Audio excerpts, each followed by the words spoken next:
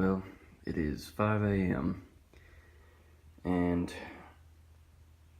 I successfully have my milling machine wired up to where both spindles kick on.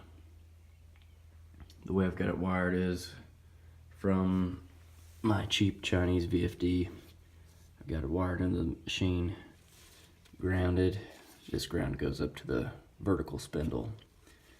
And then I'm pulling off 2 legs to power the original transformer. And then these are the 3 phases for the independent overarm motor. But it all works now. Let me show you what I mean for the power.